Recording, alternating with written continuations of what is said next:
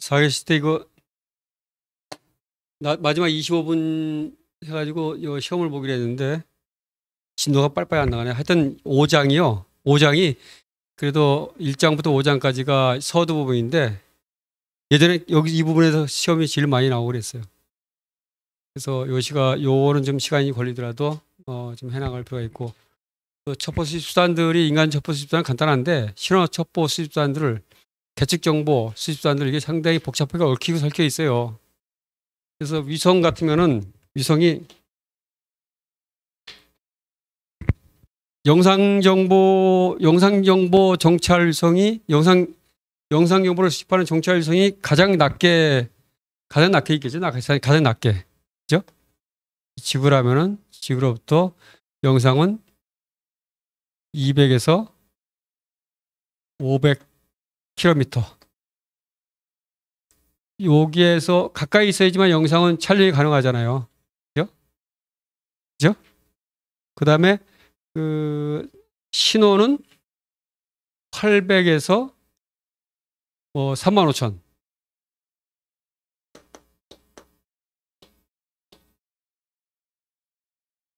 800km에서 35,000. 그 다음에 핵 관련된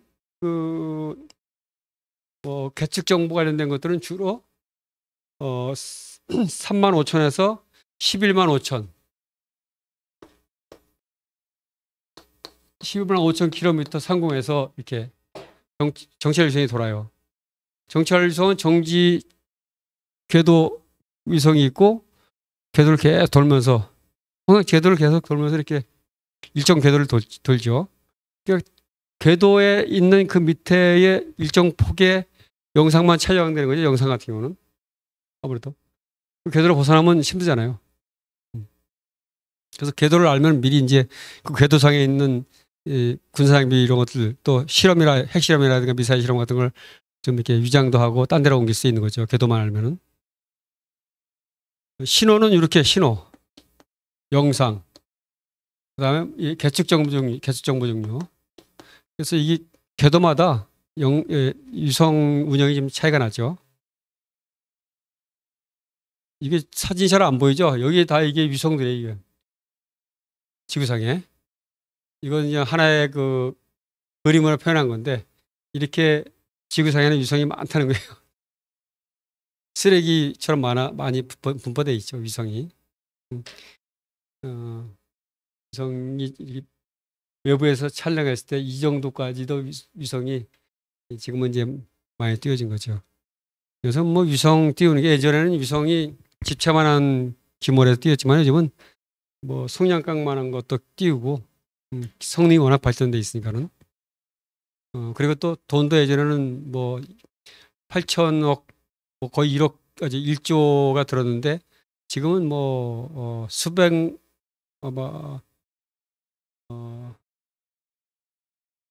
좀 더 훨씬 가격도 저렴해졌지. 지금 많이 저렴해지고 우리나라도 지금 4.25 계획에 의해서 4.25 계획은 현재까지는 군사 정찰 위성이 따로 없었어요. 그냥 무궁화라든가 아리랑이라든가 이런 그냥 민간 위성을 이용해서 우리가 군사 첩보도 같이 협력을 하고 그랬는데 지금 군사 첩보 위성을 따로 띄운다는 거죠. 4.25 계획에 의해서 2호는 광학 정찰 위성. 도 레이더 아니야, 레이더. 레이더에서 광학 정찰과 요 영상 정찰 위성을 이제 4.25 계획에서 띄우겠다는 건데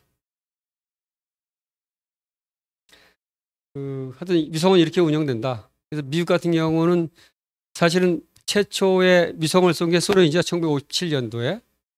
그래서 미국이 깜짝 놀랐어. 위성까지 써가지고. 그 다음 해에 바로 미국이 부랴부랴해서 58년도에 또 위성을 띄웠죠. 그리고 나서 이제 이 위성을 최초의 신호정보 위성으로 정찰 위성으로 활용한 게 미국이 먼저 활용한 거죠. 이렇게 그라비라는 1960년도 그라비라는 위성을 명칭을 갖고 그리고 62년대 미 공군에서 페렛이라는 사모스 F 페렛이라는 그 신호정보 수집 정찰 위성을 공군에서 또 띄웠어요. 그리고 캐논 이제 위성이 68년도에 미국의 최초 고위도 신호 위성. 그럼 고위도면 조금 더 올라가겠죠. 35,000. 뭐 좀 더 올라가 높겠죠. 그 전에는 이렇게까지 높게 운영하는 데다가 이제 서서히 발전하면서 이 고위도 위성까지 예, 하면서 통신 전자 감청 위성까지 하면서 미사일 실험이라든가 이 관련된 원격 측정 정보까지 수집할 수 있도록 캐논이 1968년도에 띄워진 거고, 최초에는 이것이 위성이 올라가서 뭐 그야말로 일주일도 못 버텼어요. 올라가서. 그리고 정보를 수집하는 방법도 위성이 일주일 날다가 떨어지는 거야. 떨어진 위성을 수거해서 거기서 수집된 정보를 보고, 이런 방법이었죠. 사진도 마찬가지. 그렇게 해서 사진 영상을 다시 사진을 그 해도 뭐야 이거 현상시켜 가지고 다시 보고, 뭐 이런 방법이었지. 예전에는 아날로그 사진 찍을 때는. 그러다 이제 위성의 수명이 점점 늘어나서 지금은 10년, 최소 10년, 20년까지 막 가요. 그래서 올해 지금은 굉장히 수명이 늘어났죠. 위성도 여기 뭐 돌다 보면 아무래도 이제 마모가 되고 공기 저항도 일부 있고 하고 마모가 되겠죠. 그래서 이제 보텍스가 이제 주로 소련 미사일 핵 연구 이런 방산업 관련된 첩보를 수집하는 건데, 이런 것들이 이제 주로 보텍스 같은 경우도 그 계측 정보로도 많이 활용이 되겠죠. 여기서 수집되는 것이. 그리고 이제 이 보텍스가 개량된 것이 뭐야? 업그레이드된 것이 바로 머큐리지. 머큐리. 레이더 전자정보 수집, 신호정보 수집하는 머큐리. 그다음에 오리온이 이제 주로 통신 원격 측정 신호정보, 텔레메트리, 이 원격 측정 통신 정보를 수집하는 것이었고, 오리온이 또 업그레이드된 것이 바로 이 멘토죠. 그죠? 오리온 위성이 발전된 모델. 그래서 커민터하고 엘린도 텔린트 정보를 수집한다는 거죠. 그리고 나서 트럼펫 같은 경우는 마찬가지 통신 정보와 신호 정보 마저 수집하는 그 미사일 발사 관련된 조기 정보 첩보를 수집하는 위성이다. 이런 것들이 신호 정보 정찰 위성이죠. 신호 정보 정찰 위성. 이런 위성 체계나 첩보 기술 정보 첩보 수집 수단들은 최초자들이라는 거, 뭐 이런 것들이 지금 시험에 가끔 나와요. 그 다음에 각 나라별로 위성의 명칭의 구분, 그런 것들이 가끔 나오죠. 이것은 뭐 이스라엘의 위성인 것은 뭐 이렇게 나올 수 있잖아요. 뭐 이런 식으로 아주 굉장히 쉽게 나와요. 그렇지만 위성의 그 역사적인 측면까지 다 세부적으로는 지금까지 나온 적은 없어요. 대략적으로 정찰 기술 정보 수집 수단들은 위성, 정찰 항공기, 그다음에 지상 기지, 그죠? 이런 것이 이제 신호 통신 정보 수집 수단들이죠. 그다음에 이제 그 신호 수집사로 이제 어떤 그 플랫폼을 이용하는 거. 그러니까 어떤 기구를 띄워서 신호를 수집한다든가, 아니면 배 위에다가 레이더를 설치해서 배가 최대한 적대국 근처 해안까지 가서 또는 해상까지 가서 그 레이더를 가동시켜서 첩보를 수집한다든가, 이런 플랫폼을 이용하는 방법. 이 네 가지죠, 네 가지. 통상적으로 신호정보는 정찰 위성, 정찰 항공기, 그 다음에 지상기지는 레이더라든가 이런 레이더를 통해서 첩보를 수집하죠. 그 다음에 플랫폼에 설치하는 거, 플랫폼에 어떤 기구에 설치하는 거죠. 공중에 떠 있는 기구라든가 해상에 떠 있는 기구에서 설치하는 거죠. 레이더 수집 정보, 레이더 첩보 수집 장비를 신호 및 통신 레이더 수집하는 장비를 이 기구에 태워놓는 거예요. 기구에다가. 그래서 플랫폼 매매하는 방법. 이 네 가지죠, 네 가지 주로.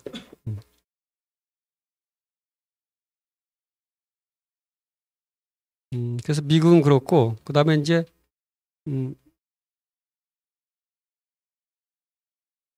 러시아는 이렇게 제닛 1962년도에 당시 소련이겠죠.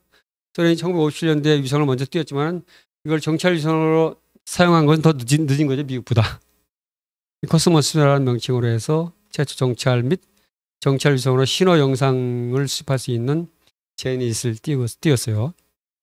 그 다음에 신호정보 위성이 셀리나를 또 67년도에 띄웠고, 스푸트닉이라는 위성을 또 1970년대에 띄웠고. 근데 최초의 위성도 명칭이 스푸트니크였죠. 소련의 최초 띄운 위성의 명칭이 스푸트니크.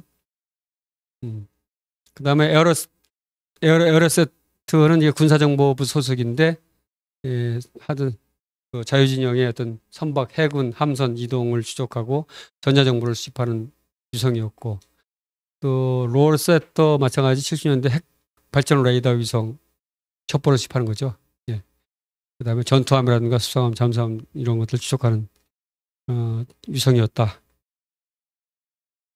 그다음에 중국은 좀 늦게 출발했죠. 70년대 702 프로젝트에서 신화정보 위성을 개발하기 시작해서 75년도에 창공을 띄우고, 그다음에 2002년도에 유인 우선 프로그램, 뭐 선제 프로그램 신화정보 위성을 띄우고, 뭐 이렇게 스젠이라는 위성을 또 발사하고, 또 개량형으로 2009년도에 뭐 야오간 위성까지 이제 시리즈로 해서 발사를 해서 하고 있고, 프랑스는 이제 95년도에 프랑스하고 이스라엘하고 비슷한 시기에 우리나라 무궁화, 그다음에 아리랑 위성을 띄웠어요. 우리나라도 굉장히 빨리 띄운 거죠. 그래서 프랑스는 헬리오스라는 것이 최초 정찰 위성으로서 10여 기 정도 운영한다고 추정하고 있고, 그다음 이스라엘은 이제 오펙 시리즈요. 이것도 10여 기 운영하는 걸로 되어 있고, 일본은 조금 늦었죠. 우리보다도 오히려 더 늦은 감이 있는데, 일본도 총 이렇게 지금은 더 많겠죠. 레이더 위성하고 강화 위성도 운영하고 있어요. 일본도. 위성을 직접 운영하는 나라는 많지 않아요. 그다음에 정찰기죠.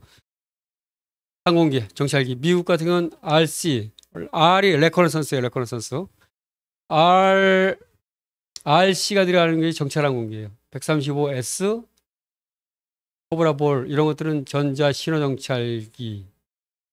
그다음에 메신트도 수집을 하고 신호 정보를 수집하면서 전자 RC135.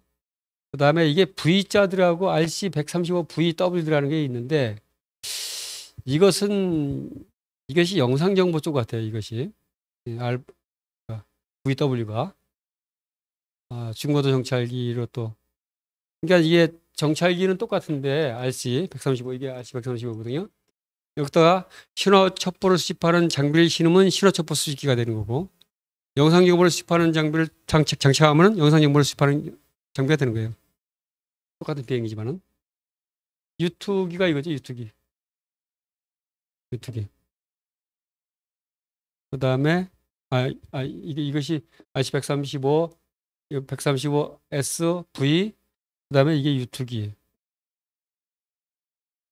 그다음에 이게 SR-71 고정찰기 3.3까지 가고, 뭐 굉장한 이 유투기가 이제 소련에 의해서 한번 저격을 당해서 냉전 시대 때 떨어진 적이 있어요. 그다음에 중국에 의해서도 떨어진 적도 있고, 그러다 보니까 더 높이 뛴 거야. 더 높이 20km 이상으로. 이건 20km 정도거든요. 24km. 더 높이 띄우면서 속도도 더 빨라진 거지. 그다음에 PC3 대잠기. 그다음에 이건 조기경보기 에왁스. 조기경보기는 그러면 신호 영상 다 하면서 이제 급박한 정보를 찾아내는 거죠. 조기경보 해주는 거야. 에왁스. 호크 E2. 그다음 E3C 요거 중고도 정찰 기구. 이것은 J-STARS 해가지고 이것도 하나의 레이더 시스템 신호 정보 위주로 이제 많이 수집하는 거죠. 이것도. 예.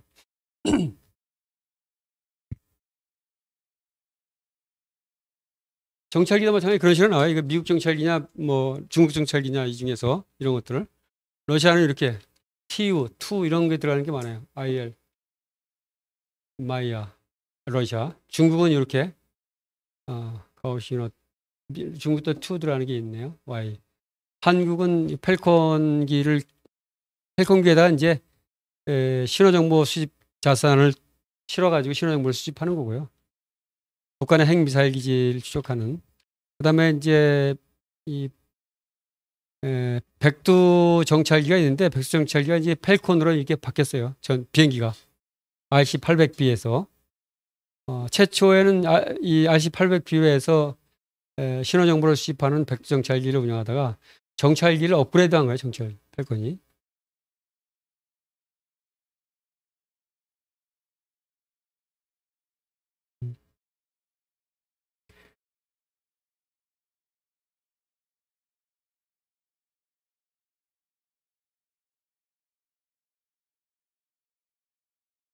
그 다음에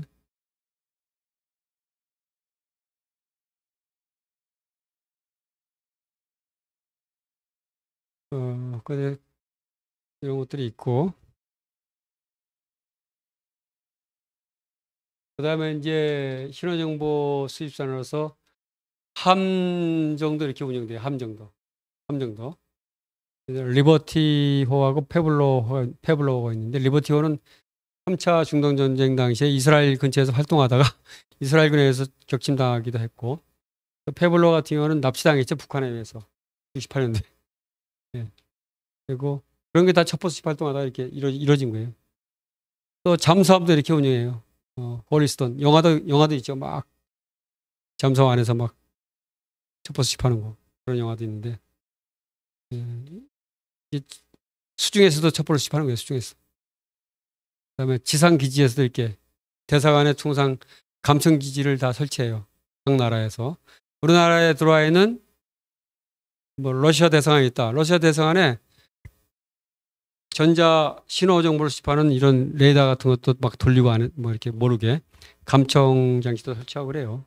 나름대로. 그러면서 이제 정보를 수집하죠. 예를 들어.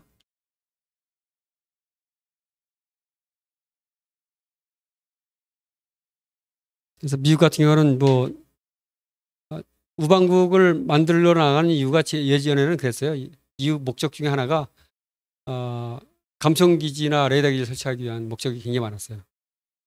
우방국을 만들어 가면 어떻게 있어요? 예를 들어서 우크라이나가 나토로 넘어온다. 그러면 러시아에 아주 가까이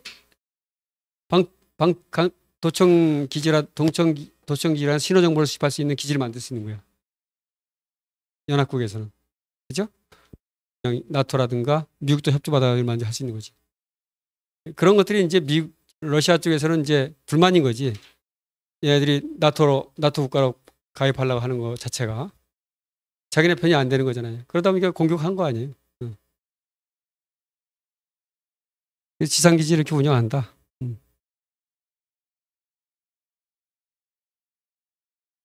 그 다음에 이제 통신정보인데, 신호정보, 통신정보죠. 신호정보 중에서 이제 통신정보 얘기하는 거죠. 신호정보는 통신정보, 엘린트 전자정보, 그 다음에 피신트 외국기기 정보, 그 다음에 탤린트가 있다 그랬죠. 그중에 신호정보의 통신정보에 대한 얘기죠. 통신정보. 통신정보는 통신장비를 사용해서 송수신되는 내용을 감청하는 거야. 도청과 감청은 차이가, 감청은 그냥 그야말로 법적으로 보장된 상태에서의 듣는 거고, 도청은 법적인 보장 없이 듣는 게 도청이죠. 도둑질하는 거니까는. 감청하는 감청, 도청 감청하는 거예요. 그래서 첩보를 수집하는 거지. 적국에 가는 거니까 뭐 이런 것들이 주로 이제 통신정보죠. 통신정보는 주로 이제 아까도 얘기했지만 음성, 모르스부호, 유무선 전화나 팩시밀리 뭐 이런 걸 통해서 전파가 되는 상황을 중간에 도감청하는 거죠. 그죠? 대부분의 이제 무선 통신을 감청을 많이 하죠. 무선 통신 같은 경우는 뭐 아무래도 요즘은 기술이 발달해가지고 유선 통신도 좀 일부는 도청할 수 있는 장비도 있다고 하는데 유선 통신은 그 발각될 염려가 많죠. 아무래도 유선에 접속해가지고 이렇게 하다 보면은. 그 다음에 비문 내용 같은 경우는 통상 이제 암호로 전송하는데 이 편리성에 의해서 암호로 안 하고 그냥 그대로 말을 하는 경우가 많아요. 그래서 그런 통신 정보 그런 거를 수집하는 거죠. 또 기만 통신도 많이 있어요. 또 암호로 이제 그 저거 주고받았을 때 암호 프로그램도 또 개발해야 되고 또 어떤 암호를 풀지 못할 경우는 통신량으로도 또 통신 패턴도 분석을 해서 그 상황을 파악하는 것도 이제 간접적으로. 뭐 평상시부터 통신량이 굉장히 많아졌다. 어느 기관과 어느 기관이. 그랬을 경우 무슨 문제가 있는 거야. 그죠? 예. 그다음에 통신 패턴이 있는데 그런 것들을 통해서도 정보를 수집한다. 감청 내용은 당연히 이런 문제들이겠죠. 이제 국가에 지적 영향을 미칠 수 있는 거, 첨단 무기 관련된 통신 내용이라든가 핵무기, 장거리 미사일 개발, 이런 확산, 그다음에 테러, 조직 활동 내용이라든가 또뭐 아무래도 불법적인 또 활동들이 많이 있겠죠. 마약, 일매 이런 것들을 이런 것들에 대한 내용들을 감청하는 거겠죠. 국가 안보나 국가 이익과 관련된 문제들. 우리나라 같은 경우는 감청을 뭐 직접적으로 북한에 대한 군사 활동들을 쫙 감청하겠죠. 아무래도 모니터링 하겠죠. 다. 그래서 이스라엘과 같은 그런 기습을 받는 상황까지는 이루어질 수 없어요. 상황이 우리나라 같은 경우는. 왜냐하면은 그 많은 방사포라든가 미사일을 배치할 때는 다 보고 있거든. 뭐 지하화 하더라도 어느 정도는 보고 있으니까는 또 듣고 있고 하니까는 그렇게 기습적인 공격은 못 하더라도 가능성이 좀 있죠. 미리미리 조금씩 배치해가지고 가능성이 있죠. 모릅니다, 그거는. 근데 이제 북한이 그런 전략적인 위험을 감수하고 공격을 하겠냐는 건데 그러다 보니까 국민들이 뭐 또 군 자체에서도 마찬가지고 너무 안보 불감증이 걸려 있는 상태죠, 지금. 안보 불감증. 뭐 전쟁이 일어나겠어? 그런 생각들을 많이 갖고 있는 상황이 됐는데 그건 모릅니다. 상황이 어떻게 발전할지. 지금 이스라엘이 중동전에 이제 불을 붙였는데 하마스가 또 이슬람권에서는 또 뭐 아시아의 이슬람권들도 많이 있잖아요. 전 세계 이슬람권 인원들이 막 들썩하잖아요, 지금. 그런 와중에서 뭐 25년도에 중국이 미국을 어떤 군사장비 측면에서도 많이 앞서가는 측면도 있기 때문에 25년도에 대만을 공격한다는 예측을 하고 있는데 당겨서 내년에 공격할 수도 있어요. 중국이. 지금 중국이 25년도가 오기 전에 이미 많은 무기들이 미국을 거의 능가할 정도로 개발된 것도 있으니까는. 그리고 미국 입장에서는 몇 군데의 전쟁을 한꺼번에 치러야 되는 상황이 될 수도 있어요.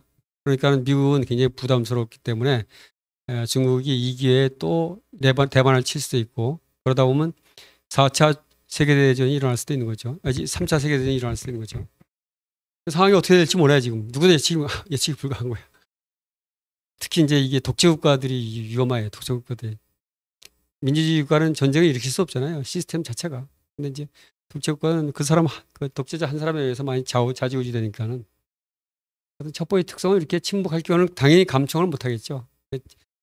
그리고 이제 유선으로 사용할 경우 특히나 더 감청이 더 힘들어지고 또 허위 뭐 내용도 많이 서로 일반적으로 기만하기 위해서 또 방해 통신도 많이 해요. 잡음도 많이 발생시키고 그다음에 통신 내용을 암호할 경우는 또 암호해독에도 많이 시간도 걸리고 또 단순한 음어 사용할 때도 해독하는 데 시간이 좀 걸리죠. 이런 문제들이 이제 정보통신 정보의 문제점이나 특징이 되겠죠.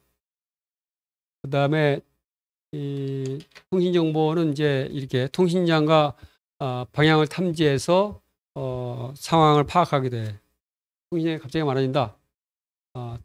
이럴 때 그다음에 방향도 이렇게 어느 기지에서 어느 기지로 전송되는 통신을 대략적인 위치를 잡아가지고 한 두 군데에서만 이렇게 딱 찝으면은 그 위치를 찾아낼 수 있어요. 삼각법에 의해서.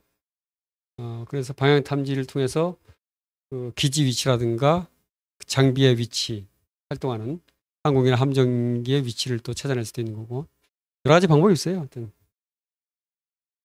그다음에 이제 주요 통신 감청 조직 사례인데 SCR로는 얘기했죠. 워낙 유명한 거니까는 인터넷 통신 이런 전 세계의 통신망을 다 장악한 거죠. 미국을 위시로 한 영국, 최초의 미영, 그 다음에 호주, 캐나다, 뉴질랜드 해가지고 2차 가입국까지 해서 완전히 단단히 영어를 쓰는 국가들끼리 완전히 이건 뭐 단합해서 전 세계 첩보를 다 수집하고 있는 거죠. 그러면서 이제 3차 가입국으로 우리나라도 있는 거죠. 이렇게. 한일, 터키, 독일 이렇게 해가지고 프랑스 같은 경우는 이거를 듣고 프랑스의 자존심이 굉장히 강한 나라거든요. 그래서 프랑스어를 유엔에서 공식 언어로 채택할 정도로 프랑스 언어를 쓰는 나라가 많지 않아요. 식민지 옛날에 식민지였던 아프리카 지역의 몇 개 나라하고 그런데 유엔의 공식 언어로 돼 있어요. 프랑스어도. 그만큼 프랑스인들의 자존심이 굉장히 강한 나라잖아요. 그래서 페첼론이라는 자기 나름대로의 통신 감청 기능까지 조직까지 만들어놨어. 한번 천국에. 그러다 나중에 이제 이라크가 쿠웨이트를 1990년도에 침공할 때 미국이 당연히 이제 이라크군을 격퇴하고 나서 프랑스하고 NSA 정보 교환 협정을 체결해서 같이 하고 있다. 그러다가 이제 계약직에 있던 스노든이 이런 것들을 폭로하고 현재는 러시아의 망명 중에 있다. 우리나라도 마찬가지 이런 개천론에 가입해서 활동을 하다 보니까는 이게 정통부 장관을 대상으로 해서 시민운동가 중에 한 명이 이 내용을 공개해라 하고 소송을 제기한 적도 있어요. 우리나라도 2003년도에.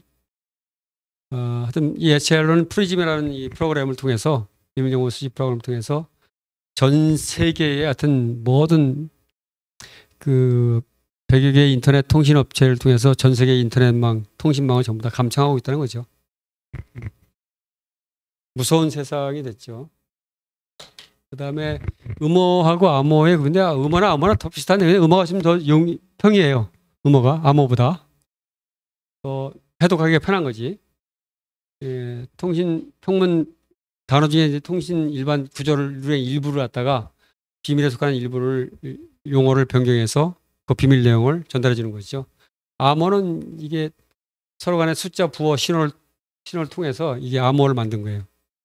단어를 만들기도 하고 비밀이라는 단어를 갖다가 뭐 다른 용어를 써서 이렇게 만들고 하는 거죠. 숫자를 집어넣기도 하고 부호를 집어넣기도 하고 그렇게 암호문을 만드는 거거든요. 이 암호문을 만들어진 이 암호문은 분해에서는 이렇게 주기적으로 이렇게 바뀌어요. 바뀌어서 전달이 되죠. 그럼 그거 갖고 이제 서로 간에 암호문은 서로 간에 주고받을 수 있도록 예, 암호자재라고 하는데 암호 프로그램은 2차 세계대전 당시에 이제 독일의 애니그마를 사용했는데 이것을 영국과 미국에서 울트라 인디고 작전을 통해서 이런 암호문을 해독했죠. 암호를 해독하고 이걸 통해서 이제 독일을 이제 연합군이 이제 승리를 할 수 있도록 한 건데 일본은 퍼플 아까도 퍼플은 일본의 암호 체계가 따로 있는데 퍼플 명칭은 미국이 부여한 거예요. 그래서 퍼플을 해독하기 위해서 미국은 매직 프로그램을 사용해서 암호를 해독했다. 매직 작전을 통해서. 그 다음에 이제 냉전 기간 동안에는 하여튼 2차 세계대전이 끝나고 냉전을 이제 돌입했잖아요. 사상전을 통해서. 이때는 이 암호 체계에 대해서 영국과 미국이 배너나 암호 체계를 구성했어요. 암호 해독 체계. 그래서 영국과 미국을 중심으로 해서 공산권 국가에 대한 암호 수집을 한 거야. 그것이 베노나였죠. 베노나. 이 베노나 프로그램이 계속 암호 해독 작전이 연결돼서 에첼론까지 온 거예요. 에첼론. 이것이 근원이 돼가지고. 우리나라 같은 경우는 이렇게 위성통신 체계로 통신 위성 정찰 통신 위성이 이렇게 있는 거예요. 무궁화. 아리랑은 영상용보예요. 영상 정찰 위성이 아리랑. 무궁화보다 아리랑이 조금 더 뭔가 글자나 이런 게 좀 더 화려한데 그래서 영상이고 무궁화는 그냥 신호예요. 이렇게. 그래서 95년도부터 그러니까 지금 이제 수명이 도래해가지고 이제 이거는 이제 파기됐고 96년도에 이렇게 통신 서비스를 제공할 목적으로 무궁화. 그다음에 3호는 99년도에 초고속 광대역 위성 통신 서비스 멀티미디어 인터넷을 지원하지 목적으로 무궁화 3호. 무궁화 5호는 이제 2006년도에 정지 궤도 위성으로 민군 겸용 통신 위성으로 이제 쏘아 올린 거죠. 군용도 통신망이 필요하잖아요. 군용 통신망을 목적으로 이제 쏜 거죠.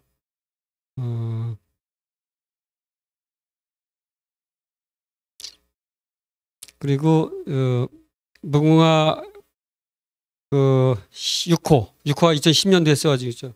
무궁화 6호가 2010년도에. 예.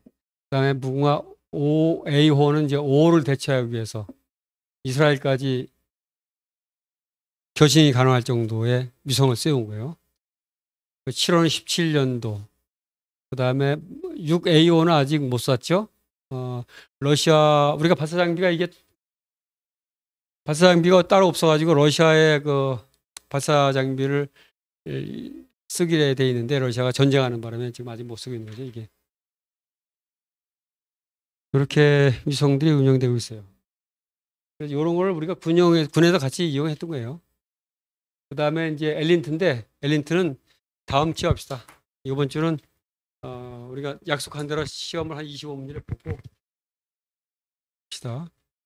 시험 점수는 가능한 많이 좋게 받는 게 좋겠죠. 사실은 뭐 시험 그래야지. 그렇게 좋게 받기 위해서는 파트별로 여러분들이 잘 이해를 하고 따라와 줘야 돼요.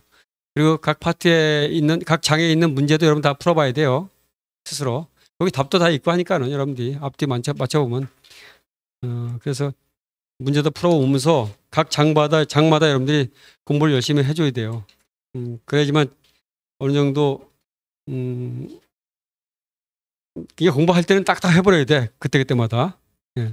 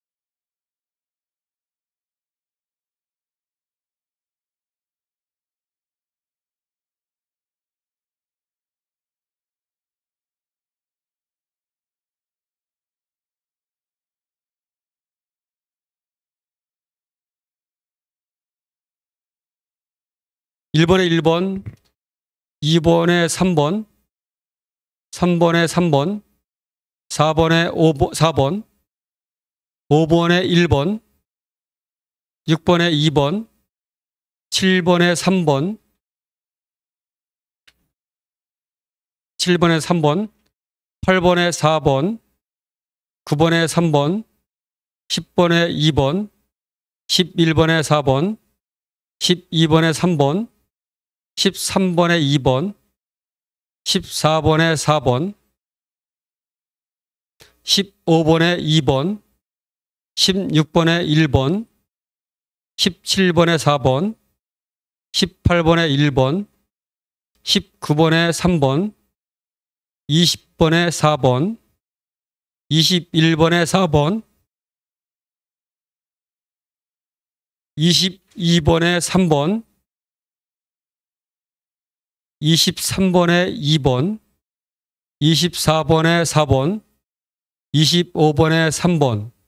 혹시 못 들은 번호 있어요? 10번이요? 10번에 2번. 예, 또요. 됐죠? 나머지 여러분들 한번 점수도 맞춰보고 또 내용도 왜 틀렸나 한번 보세요. 이 해석을 안 해주는 이유가 여러분들 스스로 공부하게끔 하는 거예요. 스스로 공부하게끔. 나는 가장 좋은 방법이 여러분들이 어떤 특정한 책을 읽어보고 와서 발표를 하는 거야. 토의도 하고. 그것이 가장 좋은 방법이 사실은. 여러분 일방적으로 내가 전달해 주는 방법은 사실 이거 학원 강의이기 때문에 어쩔 수 없는 건데 가장 좋은 방법은 그거다. 그래서 자기가 찾아보고 한번 추정도 해보고 그리고 나중에 이제 또 이해가 정 안 되면 다음 주에 또 물어보세요. 쉬는 시간에. 예. 자, 예. 19번에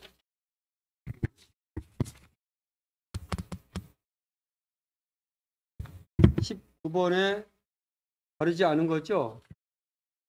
그래서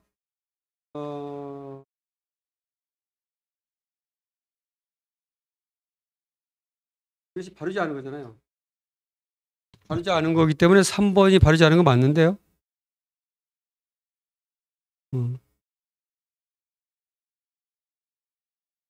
3번이 맞아요. 바르지 않은 거, 틀린 거 맞아요. 예. 그래서 수사 기능과 정보 기능을 현재는 오히려 통합하려고 하는 추세로도 많이 나간다. 9.11 테러 이후로 오히려.